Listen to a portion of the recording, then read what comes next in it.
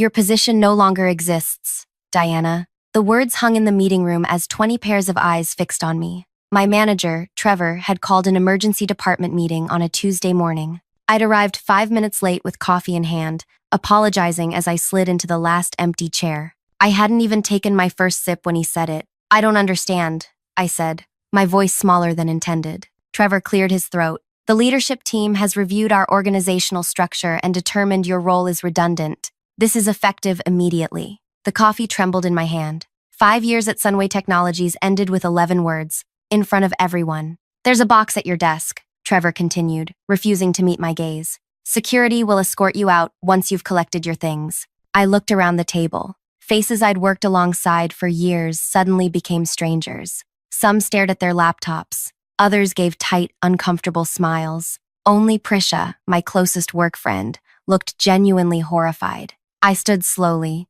dignity fighting against humiliation. "I see. The severance package is generous," Trevor added quickly. 2 months' salary. HR has the paperwork ready." I nodded once and walked out. At my desk, a cardboard box sat like a coffin for my career. I placed my few personal items inside: a small plant, 2 framed photos, a ceramic mug my niece had painted. The security guard, Miguel, stood awkwardly nearby, murmuring that he was sorry. 20 minutes later, I walked through the glass doors of Sunway Technologies for what I thought was the last time. No goodbye party, no cards signed by colleagues, just the weight of a half-empty box and the afternoon sun beating down on my face. I drove home in silence, parked in my apartment complex, and sat motionless, staring at nothing. Then I screamed. I pounded the steering wheel until my palms stung. Tears came next, hot and furious. My phone buzzed at 6:07 in the evening. It was Sunway's human resources number. I declined the call. It rang again, and again, and again. By 6:43 in the evening, I had 17 missed calls. Voicemails began to pile up. Texts from coworkers I barely knew asked if I could please call the office. At 7:52 in the evening, there was a knock on my apartment door. Through the peephole, I saw Alan Wright, the chief executive officer of Sunway Technologies, standing in my hallway. I opened the door but blocked the entrance. "Diana," he said, his typical boardroom confidence nowhere to be seen. "We need to talk. The company is in trouble. Big trouble." "That sounds like a you problem," I replied. His face paled. "Production has completely stopped. Nothing works. We're losing thousands by the minute." I leaned against the doorframe. And we need you back, right now." I smiled for the first time that day. "You finally realized what I've been protecting all this time, haven't you?" If you're enjoying this story of workplace betrayal and sweet justice,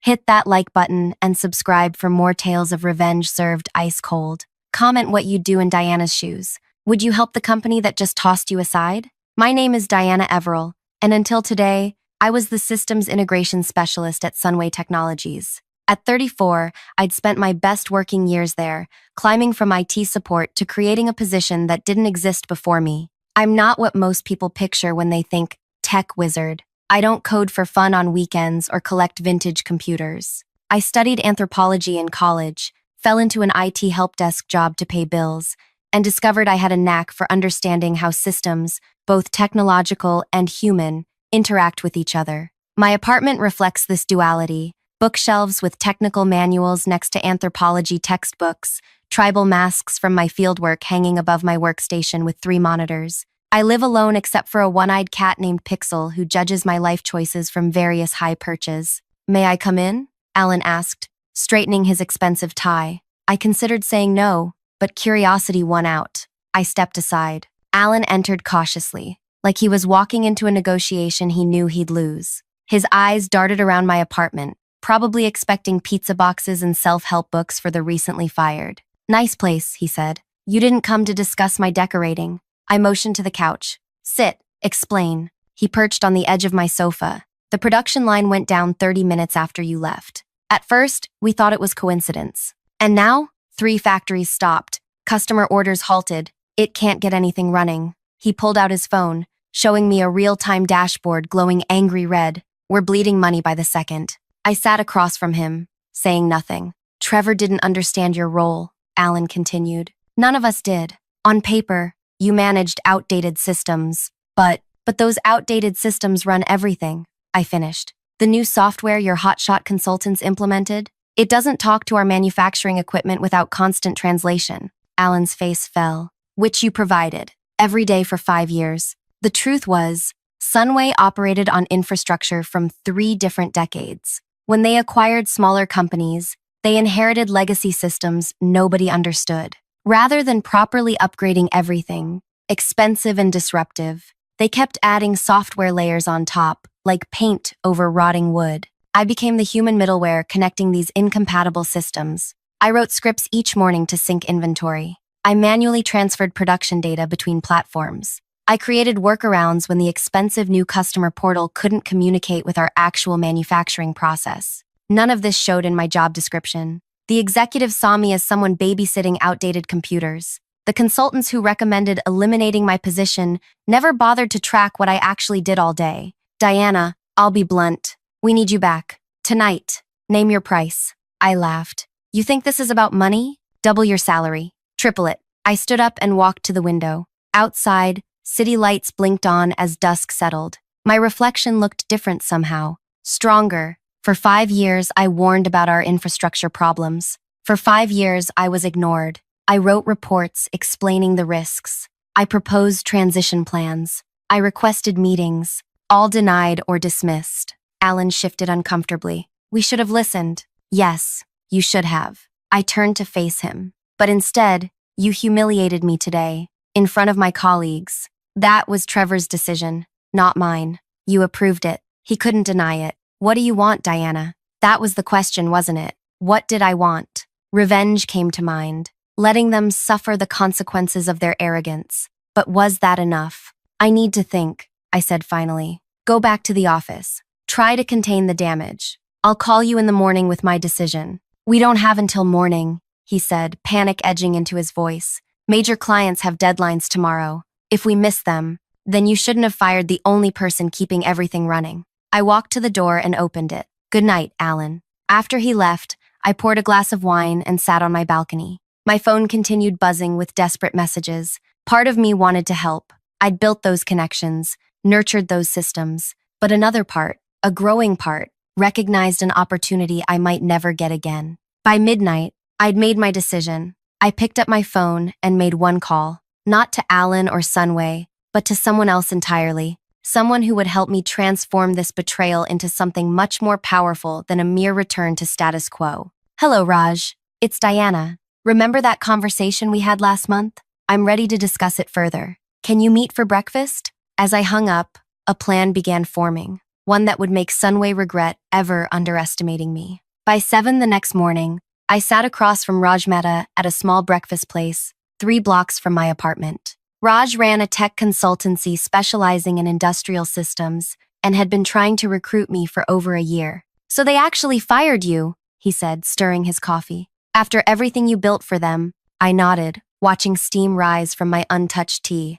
5 years gone in 30 seconds. And now they're desperate. Raj leaned forward. This is exactly what I warned you about, Diana. You made yourself invisible, too good at solving problems without recognition. He wasn't wrong. My greatest professional strength had become my undoing. I'd created solutions so seamless that nobody understood what I actually did. When budget cuts came, I looked expendable on paper. Their main production facility in Detroit is completely offline, I said. The Phoenix and Charlotte plants are running at maybe 15% capacity. Customer orders are backing up. Their quarterly earnings call is next week. Raj whistled low. They're toast. Alan offered to triple my salary if I come back. And? I took a deep breath. I'm not going back. At least not as an employee. Raj grinned. Now we're talking. Join my team. We'll offer Sunway consulting services at premium rates. They'll pay whatever we ask. No, I said. I'm starting my own firm. His smile faltered. Diana, that's risky. You've never run a business. With me, you'd have infrastructure, existing clients, support staff. I've spent 5 years being undervalued, Raj. I'm done letting others profit from my expertise. He studied me for a long moment. You're serious? Completely. But I could use an ally. I slid a folder across the table. This is a proposal for a strategic partnership. Your firm handles the clients you already have. Mine specializes in legacy system integration and rescue operations. We refer business to each other. Split fees on joint projects. He opened the folder, eyebrows rising as he read. You prepared all this overnight? I've been planning an exit for months. Just didn't expect it to happen quite this way. After an hour of negotiation, we shook hands. Raj would help me establish my company quickly, provide temporary office space, and introduce me to potential clients. In return, I'd collaborate on existing projects where his team struggled with outdated systems. By 9, I called Alan. His voice was ragged with exhaustion. Diana, thank God. When can you start? I'm not coming back as an employee, I said calmly. What do you mean? I've launched my own consultancy, Everil Systems Integration. If Sunway wants my help, you'll need to hire my firm. Silence stretched between us. You can't be serious. My standard rate is $350 per hour, with a 100-hour minimum retainer up front. Emergency response like your current situation includes a premium. The contract is already drafted. I can email it over. This is extortion, he spluttered. This is business, Alan. You eliminated my position because you didn't value what I did. Now you understand my worth. The market sets the price. After 15 minutes of negotiation and threatened legal action, Alan agreed to my terms. By noon, I had signed contracts and a wire transfer confirmation for my first week's retainer. I didn't go to Sunway immediately. Instead, I spent the afternoon setting up my business, registering the LLC, opening accounts, creating a simple website. Let them sweat a little longer. At 4 p.m., I walked through Sunway's glass doors wearing the same clothes I'd left in the day before. The security guard did a double take as I signed in. Miss Everil? I thought. Never mind. Do you need an escort? No thanks, Miguel. I know my way around. The executive floor buzzed with frantic energy. Assistants scurried between offices. Through glass walls, I saw board members gesticulating in the main conference room. Nobody noticed me until I reached the IT department. The scene there stopped me cold. My former colleagues looked shell-shocked. Empty coffee cups littered desks. Some had clearly been there all night. Prisha spotted me first, her exhausted face lighting up. Diana, she rushed over, whispering, it's a nightmare. Nothing works. Trevor's been locked in his office crying since midnight. Where's the crisis team working? I asked. She pointed to the large project room. Inside, 24 people surrounded whiteboards covered with diagrams of Sunway's systems architecture, most of it wrong. I pushed open the door. Conversations halted mid-sentence. All eyes turned to me. Alan stood at the front, tie loosened, sleeves rolled up. Diana's here as a consultant, he announced. She'll be leading the recovery effort. I set down my bag. Everyone not directly involved with systems or production, please leave. Half the room cleared out. Corporate communications, legal, HR. The efficiency consultants who'd recommended my termination slunk away without meeting my gaze. Let's start with what's actually happening, I said, erasing the incorrect diagrams. Your problem isn't a software failure. It's a communication breakdown between 5 different systems that I was manually bridging every day. For the next 3 hours, I explained Sunway's actual technical infrastructure, not the idealized version in their documentation, but the messy reality. Most of their critical production data flowed through makeshift connections I'd created and maintained. Why wasn't any of this documented? Demanded Garrett, the CTO who'd joined 6 months ago. I turned to him slowly. It was. I submitted comprehensive documentation quarterly. I filed enhancement requests monthly. I presented at your first executive committee meeting. His face reddened. I don't recall. February 12th. You checked emails during my presentation and then said, and I quote, let's table legacy systems discussions for now and focus on future state architecture. The room went quiet. Garrett stared at his shoes. By 9 p.m., we had emergency protocols in place to get basic production running. By midnight, I'd trained a team on temporary workarounds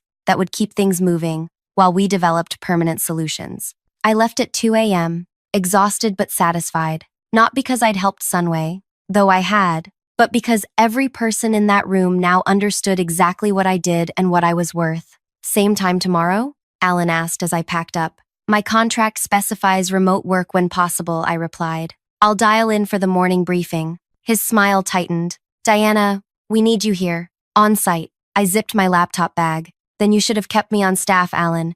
Now you get me on my terms, not yours. As I walked out, Trevor emerged from his office, eyes red. He'd been conspicuously absent all day. Diana, he began. I kept walking. For the next 2 weeks, I worked 18-hour days stabilizing Sunway's systems, not from their offices, but from a sleek co-working space Raj helped me secure. I joined meetings virtually, my face on screens around their conference tables. I trained their staff remotely. I documented everything properly. By day 10, Sunway's production reached 80% capacity. By day 14, they were fully operational again. My initial contract ended, and Alan requested a 6-month extension. "We need to rebuild everything properly," he said during our video call. "You're the only one who understands how all the pieces fit together." I named my new price, double my already premium rate. He agreed, without blinking. Meanwhile, I hired my first 2 employees, brilliant system architects who'd been overlooked at their companies. We secured a small office space. Raj referred 3 new clients to us, smaller companies facing similar integration challenges. 4 weeks after my humiliating dismissal, I sat in a conference room at Palmer Industries, Sunway's biggest competitor. Their CEO, Vanessa Palmer, had reached out directly. "We've heard impressive things about your work," she said. "Our growth has created similar integration challenges." Their technical team outlined problems nearly identical to Sunway's. Different systems, same communication failures. "We can help," I said confidently. "But there's something you should know. Sunway Technologies is our largest client. If that creates a conflict." Vanessa waved dismissively. "We're aware. That's partly why we want to work with you. Anyone who can rescue them from their self-created disaster is someone we want on our side." I left with another signed contract. On my drive home, my phone rang. Alan again. "Diana, we need to talk about our arrangement," he said, his voice tense. "The board is questioning the rates we're paying your firm." "The rates you agreed to," I corrected. "Yes, but now that the emergency has passed." "Has it? Your quarterly earnings call revealed a 15% drop in production for Q2. Your stock fell 12 points. You're still running on temporary fixes." He sighed. "That's why we need to bring this work in-house. We'd like to offer you your old position back, director level, substantial equity package." I pulled into my parking spot and turned off the engine. "No, Diana, be reasonable. This arrangement isn't sustainable. For you, perhaps. For me, it's quite sustainable." I paused. "I'm meeting with Palmer Industries tomorrow. Should I tell them I'm exclusive to Sunway now?" The silence was deafening. Finally, "You're consulting for Palmer? That's a direct competitor." "I'm consulting for 7 companies now, Alan.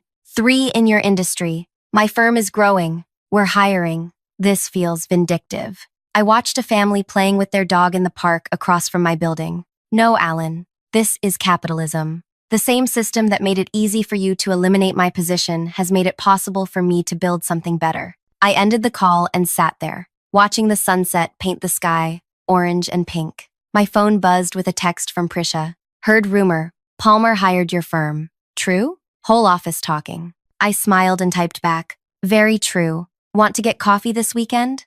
Have a job offer you might find interesting." 3 months passed in a blur of growth and opportunity. My dining room table became Everil Systems Integration Headquarters, then a small office downtown, and finally a full floor in a sleek building with a view of the river. We grew from just me to a team of 12, specialists in legacy systems, integration architects, and project managers. I hired Prisha as my operations director. She gave notice at Sunway the Monday after our coffee meeting. "Trevor looked like he might actually faint," she told me, setting up her new desk. "He asked if you put me up to it. And you said?" "I said you offered me double my salary and equity in a growing company." He didn't have a response for that. By month 4, we had contracts with 15 clients across 3 industries. Sunway remained our largest account, but their share of our revenue dropped from 100% to barely 30%. I limited my personal involvement there to weekly strategy sessions, assigning day-to-day work to my team. Alan hated this arrangement. "We're paying premium rates for Diana Everell," he complained during one video call. "Not her junior staff." "My junior staff includes former senior architects from Microsoft and IBM," I replied calmly. "And our contract specifies Everell Systems Integration Services, not exclusively my time." He'd grown increasingly desperate as our leverage shifted. Sunway's recovery was slower than projected. Their stock continued to struggle. Shareholders asked pointed questions about operational stability. One Tuesday morning, Alan requested an urgent meeting, in person, at Sunway headquarters. "What's this about?" I asked Prisha, who managed my calendar. He wouldn't say, just that it's confidential and can't be discussed remotely. Warning bells rang in my head. Schedule it for tomorrow, and ask Raj to join us. The next day, Raj and I walked into Sunway's lobby together. The receptionist's eyes widened slightly. She clearly hadn't expected two people. "Mr. Wright is waiting in the executive conference room," she said, handing us visitor badges. As we rode the elevator, Raj murmured, "Something feels off. You were smart to bring backup." The conference room door opened to reveal not just Alan, but Sunway's entire executive team, plus two men in expensive suits I didn't recognize. "Diana," Alan said tightly, "we weren't expecting Mr. Mehta. Raj is my business advisor," I replied, taking a seat. "What's this about?" Alan nodded to one of the strangers, who slid folders across the table. "I'm David Kellerman, corporate counsel," he said. "We've prepared a cease and desist regarding your work with Palmer Industries and other Sunway competitors."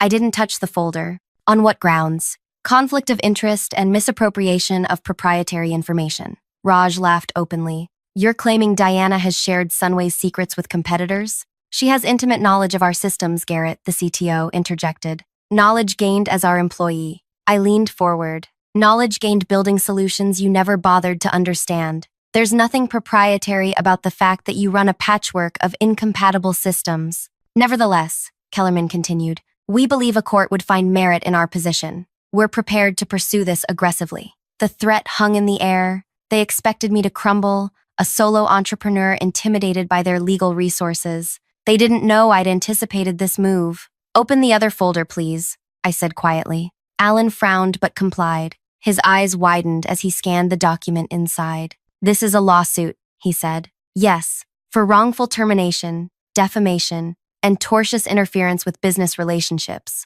I kept my voice steady. "I haven't filed it yet, but I will if you pursue your baseless claims." "You can't be serious," Garrett sputtered. "I have documented evidence that my termination was part of a discriminatory pattern. Sunway eliminated roles held by women and minorities at twice the rate of those held by white men during your reorganization. I also have communications showing Mr. Wright knew my actual job functions but misrepresented them to justify my termination." The color drained from Alan's face. "That's not true. Your own emails say otherwise. The ones where you told Trevor to find a way to move Diana out 3 weeks before claiming my position was redundant." The room went silent. I hadn't actually seen those emails, but Alan's reaction confirmed my suspicion. "Additionally," Raj added smoothly, "we've documented 7 instances where Sunway representatives contacted Everill's clients, suggesting our work was compromised by conflicts." That part was true. 2 clients had forwarded us concerned messages from Sunway's sales team. Kellerman whispered something to Alan, who nodded grimly. "Perhaps we can find a middle path," Alan offered. "A mutual non-disparagement agreement, exclusive arrangements with certain clients." "No," I said simply. "Here's what's going to happen. You'll withdraw any objections to my firm working with whomever we choose. You'll continue our existing contract at current rates, and you'll provide a written reference attesting to the quality of our work. Or," Garrett challenged, "or we walk away completely. Today. No notice period, no knowledge transfer, no documentation of the temporary fixes currently holding your production systems together." 6 pairs of eyes stared at me. They knew I wasn't bluffing. "We need time to discuss this privately," Alan said finally. Raj and I waited in the lobby for 45 minutes. When we returned, only Alan and Kellerman remained. "We accept your terms," Alan said, not meeting my eyes. I nodded. "I'll have my attorney draft the agreement." As we left, Raj shook his head in admiration. "That was masterful.